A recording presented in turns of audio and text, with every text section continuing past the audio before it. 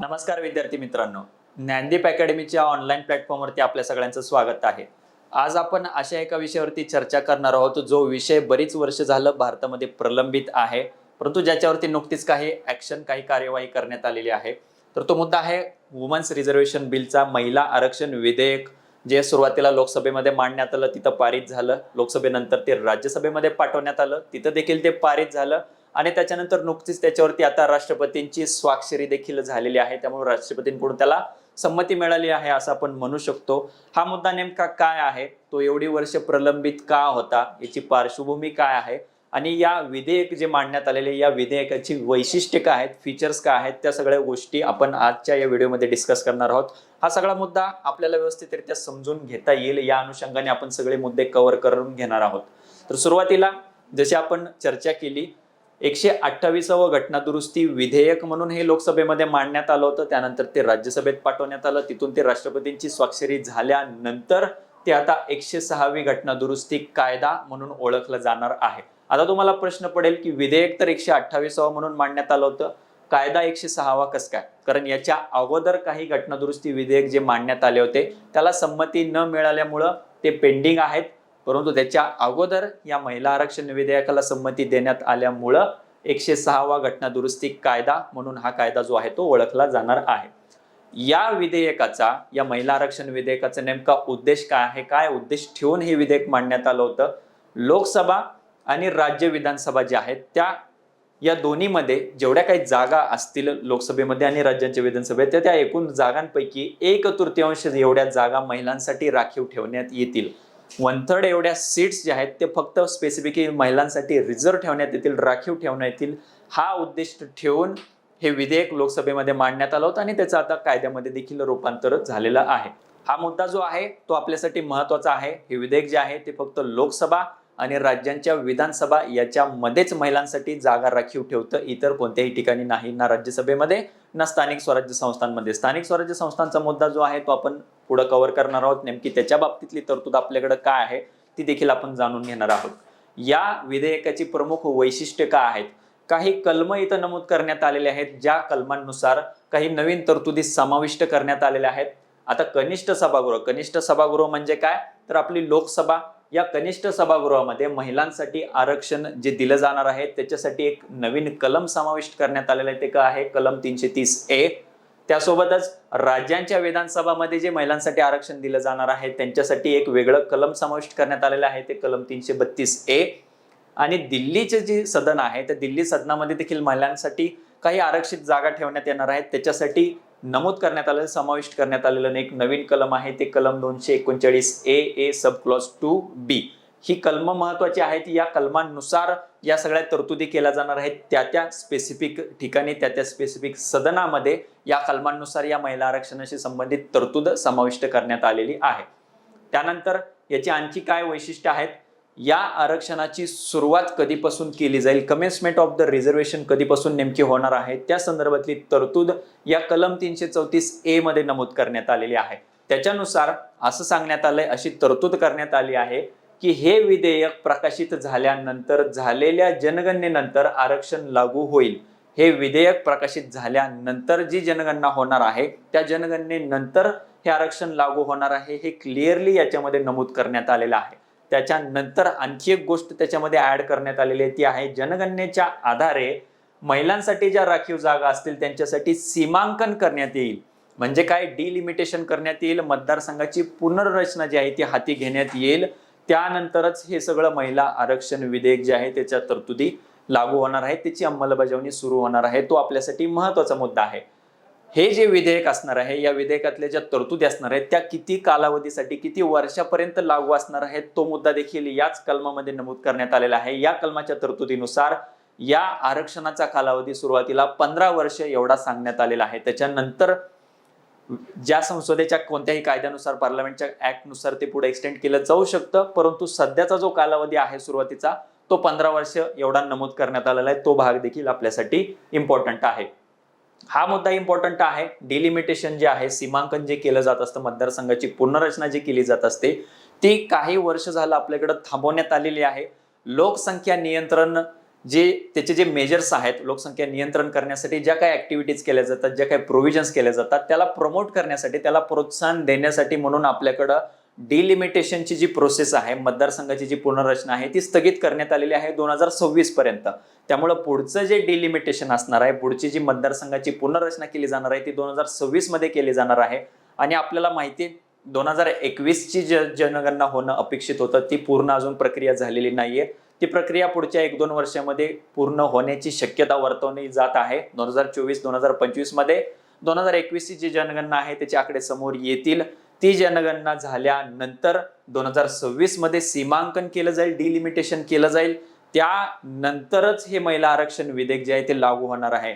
म्हणजे हे महिला आरक्षण विधेयक जरी आता पास झालं असलं, जरी त्या संदर्भातला कायदा देखील, त्याला संमती देखील देण्यात आली असेल, तो कायदा देखील लागू झाला असेल, तरी पुढच्या वर्षीच्या 2024च्या लोकसभेच्या निवडणुकीमध्ये या तरतुदी लागू असणार नाहीत.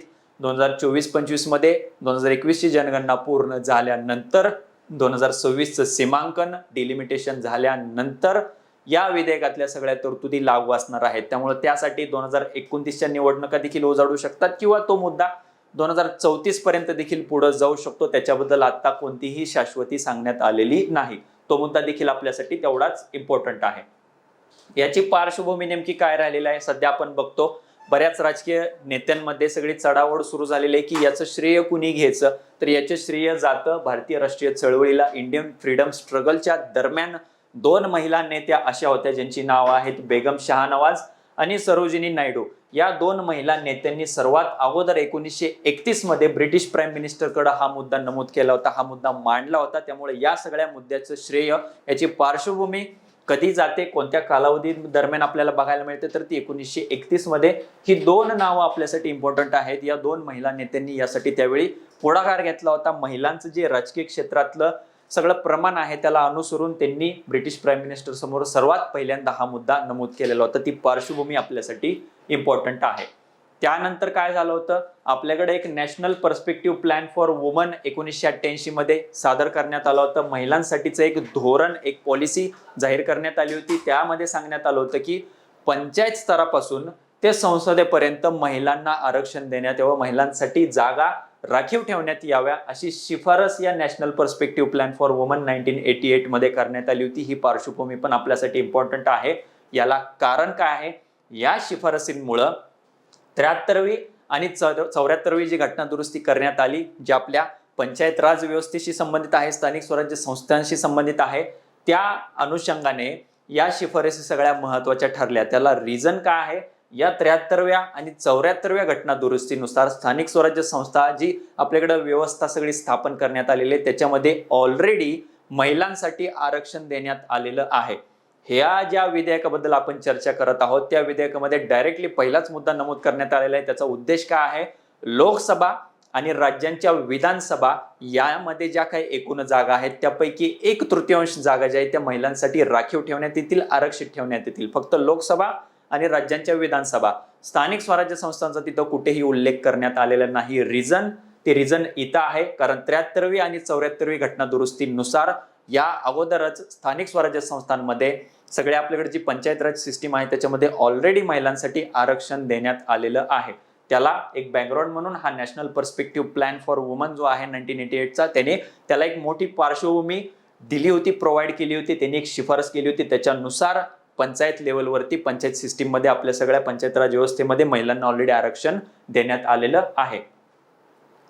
त्यानंतर आणखी काय पार्श्वभूमी आहे, 2001 मध्ये काय झालं होतं की national policy for the empowerment of woman यांच्याकडून असं नमूद करण्यात आलं होतं की सगळे जे उच्च विधिमंडळ आहेत त्याच्यामध्ये आरक्षणाचा विचार केला जाईल. महिलांसाठी जे आरक्षण आहे त्याची जी डिमांड सुरू झाली होती त्या अनुषंगाने विचार केला जाईल. याच्या अगोदर काय निर्णय झाले होते, 1996 मध्ये सर्वात पहिला प्रयत्न करण्यात आला होता लोकसभेमध्ये या महिला आरक्षणाशी संबंधित विधेयक मांडण्याचा प्रयत्न करण्यात आला होता, परंतु तो यशस्वी झाला नव्हता. त्यानंतर 1998 ते 2003 या कालावधीमध्ये जवळपास 4 वेळा तसा परत एकदा प्रयत्न करण्यात आला होता, परंतु तो देखील यशस्वी झाला नव्हता. त्यानंतर 2010 मध्ये राज्यसभेमध्ये महिला आरक्षण विधेयक पास करण्यात आलं होतं, परंतु लोकसभा विसर्जित झाल्यामुळे तो मुद्दा परत तसाच बारगळण्यात गेला होता. 2001 मध्ये ही national policy for the empowerment of women ही जी पॉलिसी, हे जे धोरण जाहीर करण्यात आलं होतं, त्यावेळी त्या धोरणामध्ये असं नमूद करण्यात आलं होतं की जे उच्च विधिमंडळ आहेत, फॉर एक्झाम्पल संसद, लोकसभा, त्याच्यामध्ये महिलांशी संबंधित आरक्षणाचा विचार केला जाईल असा मुद्दा नमूद करण्यात आला होता. मे 2013 मध्ये महिला आणि बाल विकास मंत्रालयाने एक रिपोर्ट, एक स्टडी पब्लिश केला होता. त्यावेळी त्यांनी काय सांगितलं होतं, एक समिती नेमण्यात आली होती. त्यांनी सांगितलं होतं की महिलांसाठी किमान 50% जागा राखून ठेवल्या जाव्यात, अशी शिफारस, अशी रिकमेंडेशन महिला आणि बाल विकास मंत्रालयाची जी महिलांच्या स्थितीवरती एक समिती नेमण्यात आली होती, त्या समितीकडून ही शिफारस करण्यात आली होती. ती एक महत्वाची शिफारस होती. 2013 मध्ये तशी शिफारस करण्यात आली होती. 2014 मध्ये परत एकदा हे विधेयक मांडलं जाईल अशी अपेक्षा आपल्याला दिसत होती, परंतु ते विधेयक 2014 मध्ये देखील मांडण्यात आलेलं नव्हतं. याची पार्श्वभूमी आणखी काय आहे की 2015 मध्ये एक रिपोर्ट पब्लिश करण्यात आला होता, report on the status of woman in India. याच्यामध्ये सांगण्यात आलं होतं की राज्यांच्या विधानसभा ज्या आहेत आणि संसद जी आहे, त्या या दोन्ही ठिकाणी महिलांचं जे प्रतिनिधित्व आहे, महिलांचं जे रिप्रेझेंटेशन आहे, ते निराशाजनक आहे, ते खूप कमी आहे. याला आणखी एक मुद्दा काय आहे, स्थानिक स्वराज्य संस्था, राज्य विधानसभा, संसद, मंत्री स्तर आणि सरकारच्या सर्व निर्णय घेणाऱ्या संस्थांमध्ये महिलांसाठी किमान 50% जागा राखीव ठेवण्याची शिफारस यामध्ये देखील करण्यात आलेली होती. इतर सगळीकडे महत्वाचा मुद्दा आहे की 50%ची शिफारस करण्यात आली होती, परंतु सध्या जे महिला आरक्षण विधेयक मांडण्यात आलेले आहे त्याच्यानुसार 1/3 33% एवढंच आरक्षण राखीव ठेवण्यात आलेलं आहे. त्यानंतरचा मुद्दा आहे की या विधेयकाच्या बाजूने युक्तिवाद का केला जातो, हे विधेयक महत्वाचं का आहे, हे विधेयक मांडल्यानंतर त्याचं इम्पॉर्टन्स काय आहे, त्याचं सिग्निफिकन्स काय आहे, त्याचं महत्व काय आहे, तो मुद्दा आपल्यासाठी इम्पॉर्टंट आहे. पहिला मुद्दा आहे लिंग समानता, जेंडर इक्वॅलिटीचा मुद्दा महत्वाचा आहे. देश पातळीवर, आंतरराष्ट्रीय पातळीवर देखील हा मुद्दा महत्वाचा मानला जातो. राजकारणामधलं महिलांचं जे प्रमाण आहे ते प्रतिनिधित्व स्त्री पुरुष समानतेच्या दिशेने एक महत्वाचे पाऊल म्हणून मानलं जातं. सगळ्याच क्षेत्रांमध्ये जसं जेंडर इक्वॅलिटीची आपण गोष्ट करतो, लिंग समानतेची गोष्ट करतो, ती गोष्ट राजकारणामध्ये देखील असणं गरजेचं आहे. पुरुषांच्या तुलनेमध्ये महिलांचं जे प्रमाण कमी आहे राजकारणाच्या क्षेत्रामध्ये, ते देखील वाढवणं गरजेचं आहे. त्याच्या दृष्टीने टाकलेलं हे एक महत्वाचं पाऊल आहे. याला अनुसरून भारताच्या बाबतीतला एक मुद्दा कायम समोर येतो, तो असतो ग्लोबल जेंडर गॅप रिपोर्टचा. ग्लोबल जेंडर गॅप रिपोर्टमध्ये वेगवेगळे आयामांना अनुसरून, वेगवेगळ्या आयामांचा विचार करून हा रिपोर्ट बनवला जात असतो. त्याच्यामध्ये पॉलिटिकल एम्पॉवरमेंट ऑफ वुमन, महिलांचं राजकीय सक्षमीकरण, हा एक आयाम, हा एक पॅरामीटर वापरला जात असतो. तर त्या पॅरामीटरनुसार भारताची जी रँक आहे, त्याच्यामध्ये भारताची जी आतापर्यंत स्थान राहिलेलं आहे ते कमी राहिलेलं आहे. रिसेंटचा जो रिपोर्ट आहे 2022चा ग्लोबल जेंडर गॅप रिपोर्ट 2022 नुसार राजकीय सशक्तीकरणामध्ये भारत 146 देशांपैकी 48व्या क्रमांकावर आहे. त्यामुळे इथं देखील भारताला आणखी स्कोप आहे. हे जे महिला आरक्षण विधेयक जे पास करण्यात आलेले, पारित करण्यात आलेले, त्याच्यानुसार भारतातलं महिलांचं राजकारणामधलं जे प्रतिनिधित्व आहे, जे रिप्रेझेंटेशन आहे, ते वाढल्यानंतर निश्चितच हे भारताचं स्थान सुधारण्यामध्ये भारताला मदत होणार आहे. 2003 मध्ये असा एक स्टडी कंडक्ट करण्यात आला होता. त्या स्टडीनुसार असं सांगण्यात आलं होतं की स्थानिक स्वराज्य संस्थांमध्ये जे महिलांना आरक्षण दिलेलं आहे, त्या ठिकाणी त्या गोष्टीमुळं महिलांचे प्रश्न, महिलांच्या समस्या महिलांनी मांडण्याचं जे प्रमाण आहे ते चांगलं दिसून आलेलं आहे. त्यामुळे आरक्षणाचे फायदे या 2003च्या स्टडीमध्ये नमूद करण्यात आले होते. जे स्थानिक स्वराज्य संस्थांमध्ये आपल्याकडं 73 आणि 74व्या घटना दुरुस्तीनुसार जे आरक्षण देण्यात आलं होतं महिलांसाठी, त्याचा फायदा होताना दिसून आपल्याकडे आलेला आहे. त्यासोबतच एक standing committee on personnel public grievance law and justice 2009 मध्ये एक स्टँडिंग कमिटी, एक स्थायी समिती स्थापन करण्यात आली होती. त्यांच्याकडून देखील असाच एक मुद्दा नमूद करण्यात आला होता. त्यांच्याकडून सांगण्यात आलं होतं की महिलांना अशा स्थानिक स्वराज्य संस्थांमध्ये जे आरक्षण देण्यात आलेलं आहे त्यामुळे त्यांची पॉलिटिकल एम्पॉवरमेंट होत आहे, त्या इंडिपेंडंट बनत चाललेले आहेत. तो मुद्दा देखील या कमिटीच्या रिपोर्टमध्ये, त्यांच्या अभ्यासामध्ये नमूद करण्यात आला होता. हे सगळे युक्तिवाद मांडले जातात. या पद्धतीने जे स्टडी, जे अहवाल, जे अभ्यास प्रकाशित केले जात असतात, तोच एक आधार बनला आहे या आरक्षणाला. तो एक आधार आपण मानू शकतो की या पद्धतीने जर महिलांना आरक्षण देण्यात आलं तर महिलांचे प्रश्न, महिलांच्या समस्या जिकिरीने जर महिला मांडू शकत असतील, महिला जर आणखी इंडिपेंडंट बनू शकत असतील, तर ती निश्चितच भारतासाठी देश पातळीवर देखील आणि आंतरराष्ट्रीय पातळीवर देखील ती गोष्ट महत्वाची ठरू शकते. त्याच्या बाबतीतल्या आणखी युक्तिवाद काय आहेत, एम्पॉवरमेंट ऑफ वुमन, महिलांचं सक्षमीकरण, महिलांचं सशक्तीकरण करण्यासाठी म्हणून हे आरक्षण महत्वाचं आहे. त्यासोबतच प्रमोशन ऑफ वुमन्स इश्यूज, जसे आपण आता एक स्टडी बघितला 2003चा, महिलांच्या बाबतीतल्या ज्या समस्या असतील त्याला चांगला एक स्टेज मिळेल. महिलांकडूनच जर महिलांचे प्रश्न, महिलांच्या समस्या जर मांडल्या गेल्या तर त्या चांगल्या पद्धतीने सोडवल्या देखील जातील. पॉलिसी मेकिंगमध्ये, धोरण निर्माण करण्यामध्ये जर महिलांचं प्रमाण जास्त असेल, लोकसभेमध्ये जर महिलांचं प्रमाण वाढलं तर निश्चितच सरकारी धोरण बनवण्याने ज्या कोणत्या समिती असतात त्याच्यामध्ये देखील महिलांचं प्रमाण वाढेल आणि महिलांच्या बाबतीतलं धोरण, वुमन सेंट्रिक पॉलिसीज फ्रेम करण्यामध्ये या सगळ्या गोष्टीचा चांगला फायदा होईल. हा मुद्दा आपल्यासाठी इम्पॉर्टंट आहे. रोल मॉडेल्स, आपल्याकडं महिला राजकीय नेत्यांचे रोल मॉडेल खूप कमी आहेत. इंदिरा गांधी सगळ्यांना माहित आहेत, त्यानंतर सुषमा स्वराज माहित आहेत, प्रतिभाताई पाटील माहित आहेत. असे खूप बोटावर मोजण्या इतके रोल मॉडेल्स आपल्याकडं राष्ट्रीय पातळीवरती बघितले जातात की आणखी जास्तीत जास्त महिला राजकारण्यांचे रोल मॉडेल समोर येण्यासाठी देखील या रिझर्वेशन बिलाचा एक मोठा वाटा पुढच्या कालावधीमध्ये आपल्याला बघायला मिळणार आहे. या आरक्षणाच्या सगळ्या तरतुदी, त्याची अंमलबजावणी करण्यामध्ये महत्वाचं चॅलेंज कोणतं आहे तर ते आहे डिलिमिटेशनचं मतदारसंघाची पुनर्रचना. जसं आपण अगोदर चर्चा केली, हे विधेयक जरी पास करण्यात आलं असलं तरी त्याची अंमलबजावणी लगेच 2024च्या इलेक्शनमध्ये सुरू होणार नाही. 2024 नंतर 2021ची जनगणना पूर्ण केली जाईल. त्याच्यानंतर 2026 मध्ये डिलिमिटेशन म्हणजे मतदारसंघाची पुनर्रचना हाती घेतली जाईल. त्यानुसार महिलांच्या प्रपोर्शननुसार, पॉप्युलेशननुसार मतदारसंघ राखीव ठेवले जातील महिलांसाठी. त्याच्यामध्ये पण रोटेशन असणार आहे. ते महिलांसाठीचे मतदारसंघ त्याची पुनर्रचना झाल्यानंतर 2029 किंवा 2034 मध्ये या महिला आरक्षण विधेयकाशी संबंधित ज्या तरतुदी आहेत त्याची अंमलबजावणी आपल्याला होताना दिसून येईल. त्यामुळे हे एक मेजर चॅलेंज म्हणून, एक महत्वाचं आव्हान म्हणून या गोष्टीकडे बघितलं जात आहे.